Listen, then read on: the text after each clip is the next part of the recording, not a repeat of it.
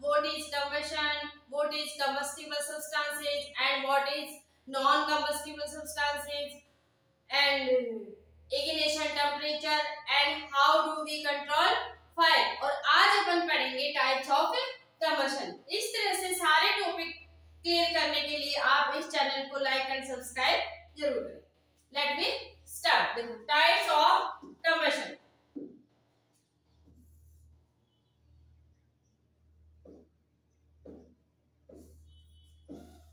Types of combustion कितने होते हैं? 3 टाइप्स होते हैं। First is rapid, second is spontaneous and third is explosive. First क्या हो जाएगा अपना?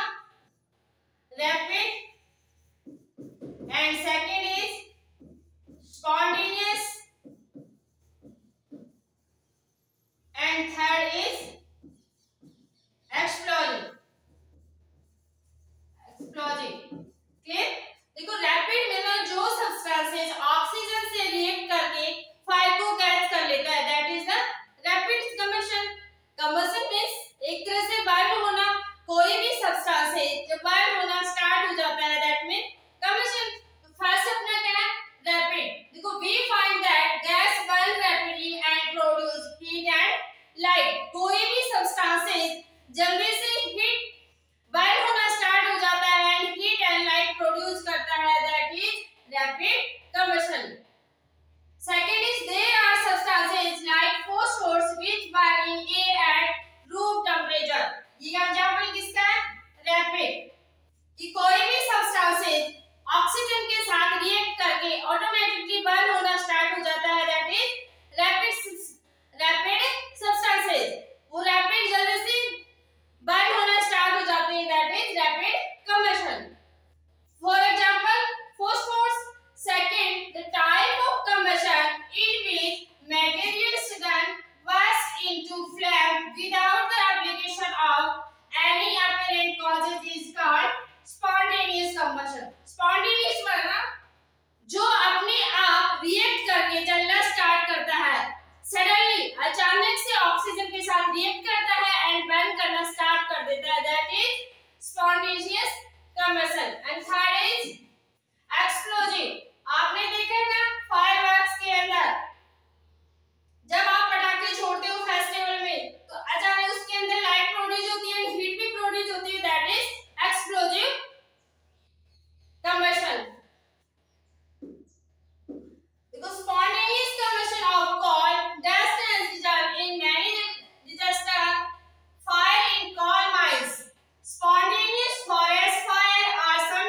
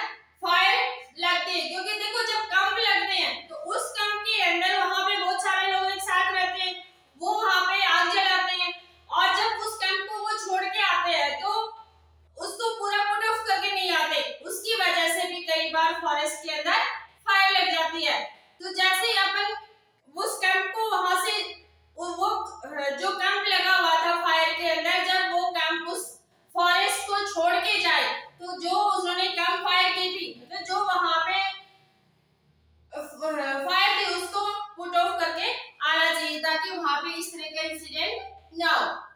So it is important to remember that the campfire must be completely extinguished before leaving a forest after a picnic or a visit. भाई अगर वहां आप picnic पे गए या विजिट करने गए तो वहां पे जो कैंप फायर थी उसको पूरी तरह से एक्सटिंग्विश करना चाहिए ताकि वहां पे इस तरह की इंसिडेंट ना हो।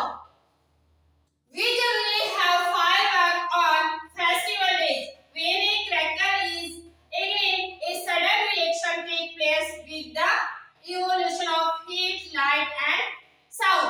देखो जब अपन फेस्टिवल पे क्रैकर्स छोड़ते हैं, पटाखे छोड़ते हैं, तो उनमें से हीट प्रोड्यूस होती है और लाइट भी प्रोड्यूस होती है। That is explosive combustion. A large amount of gas formed in the reaction is liberated. और वहां पे बहुत ज्यादा गैस से रिफ्लेक्टेड होती है, इसलिए देखो अपन को एयर पॉल्यूशन को कम करने के लिए भी क्रैकर्स को फायर नहीं करना चाहिए, क्योंकि जब अपन पटाखे छोड़ते हैं तो उससे बहुत ज्यादा गैस प्रोड्यूस होती है, वो अपने एनवायरनमेंट में चली जाती है जिससे अपनी एयर पॉल्यूटेड होती है, तो अपन को क्रैकर्स नहीं छोड़ने चाहिए। Such a reaction is called explosion. Clear? Explosion reaction कौन सी होगी? जब अपन क्रैकर्स को फायर करते हैं, पटाखों को छोड़ते हैं तो वहां पे हीट और लाइटिंग प्रोड्यूस होती है। That combustion is explosion combustion. Explosion can also take place if pressure is applied on the crackers. अगर उन पे ज्यादा प्रेशर दिया जाता है तो भी वो एक्सप्लोजन हो जाते हैं। फिर अपना क्या है topic? Flame. What is the flame?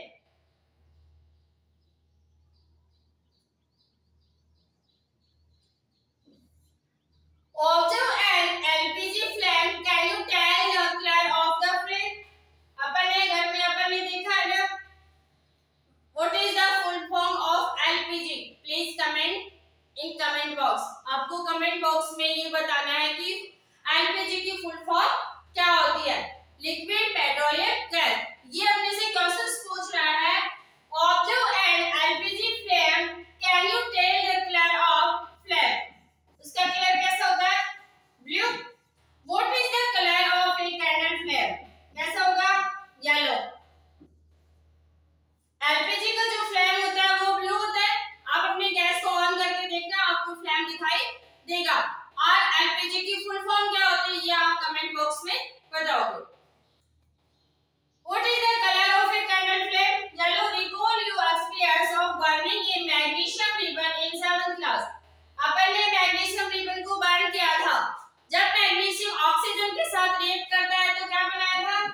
Magnesium plus oxygen. और जब ये ऑक्सीजन के साथ रिएक्ट करता है तो अपने पास प्रोडक्ट क्या बनता है? Magnesium oxide.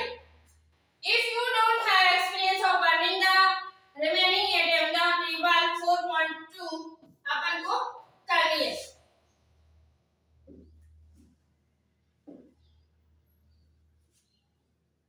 पहले ये देखो, colour of candle flame and the flame of kitchen stove. ये क्लियरली आपको दिखाई दे रहा है ना?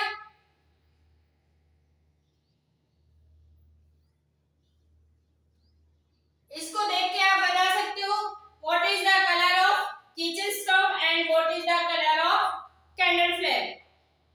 देखो आपको सबसे पहले ये पता होना चाहिए कि फ्लेम किसमें प्रोड्यूस होता है और फ्लेम किसमें प्रोड्यूस नहीं होता है। जब कोई भी सब्सटेंसेस वेपोराइज्ड हो जाता है तो वो फ्लेम प्रोड्यूस करेगा, और जब सब्सटेंसेस वेपोराइज्ड नहीं होता है तो वो फ्लेम को प्रोड्यूस नहीं करेगा। क्लियर? जब कोई भी सब्सटेंसेस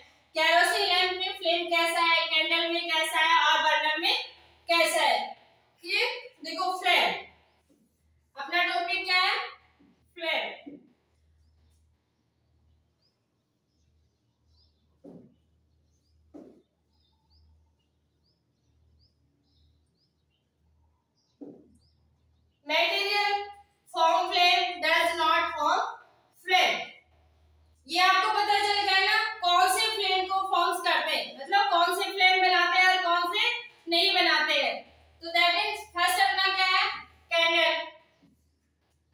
कैंडल के अंदर जो वैक्स होता है वो वेपोराइज हो जाता है, तो ये फॉर्म फ्लेम्स। ये क्या करेगा, फ्लेम्स को बनाएगा। सेकंड क्या है, magnesium. Magnesium does not make a flame because it is burning light, bright light। ये एक ब्राइट लाइट की तरह चमकीला होता है, इसलिए जो क्रैकर्स होते हैं इनमें भी इसका यूज किया जाता है। थर्ड क्या है, कंफोर। कंफोर में भी फ्लेम बनता है क्योंकि ये भी वेपोराइज हो जाता है। कंफोर होता क्या है आपको ये पता होना चाहिए। नेथ्रिल बॉल्स देखिए ना, उसी को कंफोर बोलते हैं। आपने देखा होगा आपकी मम्मी जी, आपकी दादी जी जो अपन कपड़े रखते हैं उनमें भी रखते हैं उनके, ताकि वहां पे माइक्रो ऑर्गेनिजम्स प्रोड्यूस ना हो। माइक्रो ऑर्गेनिजम्स को, ये जो इलिया वगैरह होती है उनको कंट्रोल करने के लिए भी कंफोर का यूज किया जाता है। यहाँ पे अपन को क्या देखना है कि कौन से सब्सटेंसेस फ्लेम प्रोड्यूस करते हैं और कौन से नहीं करते हैं। तो कंफोर भी वेपोराइज हो जाता है, ये भी फ्लेम को फॉर्म करेगा। Kerosene stove is also form flame. Charcoal, charcoal does not form flames because charcoal is not vaporized। और जो सब्सटेंसेस वेपोराइज नहीं होता है वो फ्लेम को फॉर्म से नहीं करेगा। ये टेबल आप लोगों को लर्न करनी है, आप अपनी नोटबुक में इसको राइट कर सकते हो।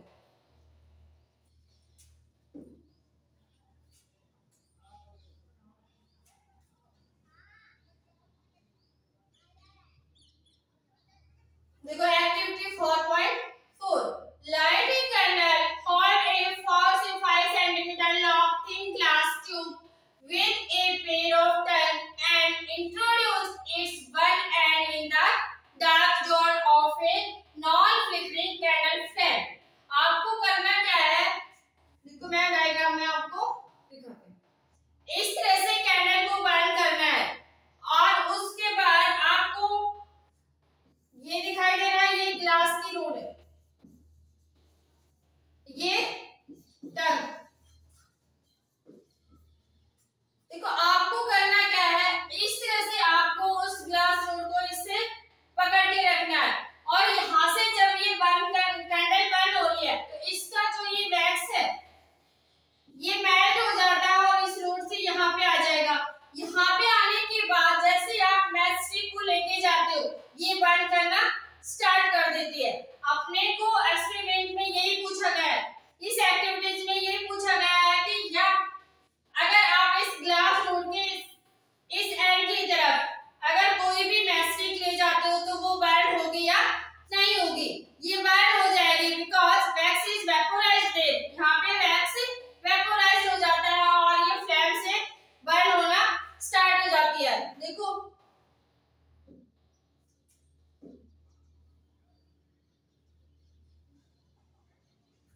and introduce its one end in a dark zone of a non-flickering candle flame, bring a lighted matchstick near the other end of the glass tube। इस ट्यूब के पास ले आए ना आपने।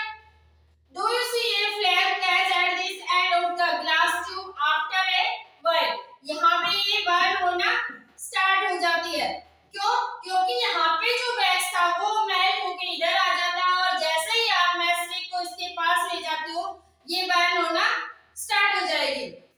What is that? Produce a flame? Yes, flame में क्या होगा, produce होगा।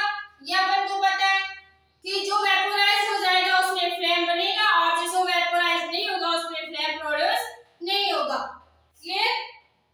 Notice that the wax near the heated wick melt quickly। Wick क्या होता है, देखो इसके अंदर जो ये बत्ती होती है ना इसको अपन क्या बोलते हैं, Wick.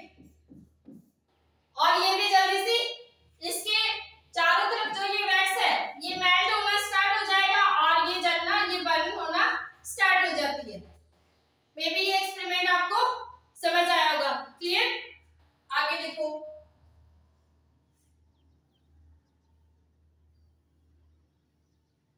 when a candle flame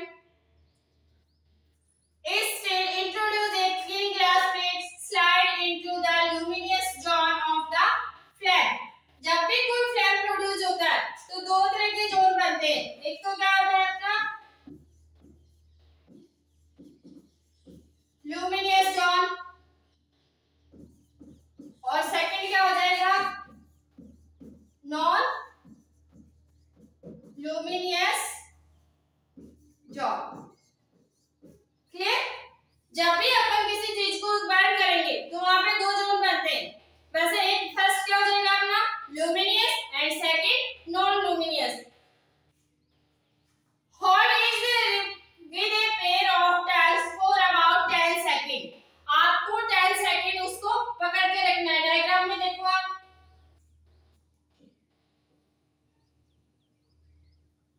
देखो ये डायग्राम दिखाई दे रहा है आपको।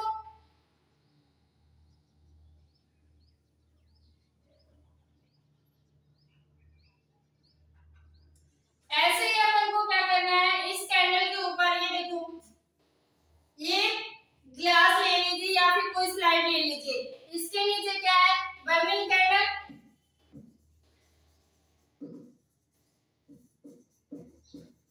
और ये अपन ने एक प्लेट ले रखी है। इसको जैसे ही अपन उठाते हैं उसके बाद ये ब्लैक ब्लैक आपको दिखाई दे रहे हैं ना, ये ब्लैक वो पार्टिकल्स होते हैं जो कार्बन के अनबैलेंस होते हैं। तो यहाँ पे जैसे आप इस प्लेट को इसके ऊपर रखते हो तो यहाँ पे जो डार्क पार्ट इस प्लेट पे या जो स्लाइड आपने ली है वहां पे डार्क पार्ट बन जाता है। वो पार्ट किसका बनता है, क्योंकि कुछ अनबैलेंस पार्टिकल्स होते हैं कार्बन के जो यहाँ आके स्टिक हो जाते हैं, यहाँ आके स्टिक हो जाते हैं, चिपक जाते हैं। तो ये जो अनबैलेंस पार्ट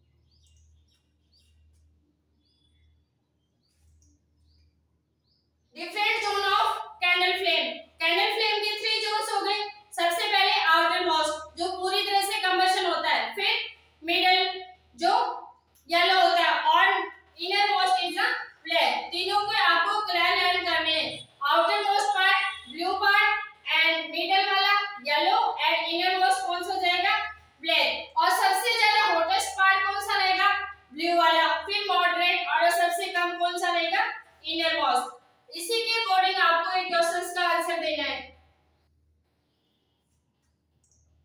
देखो goldsmith blew the outermost john of a flame with a metallic blowpipe for measuring gold and silver.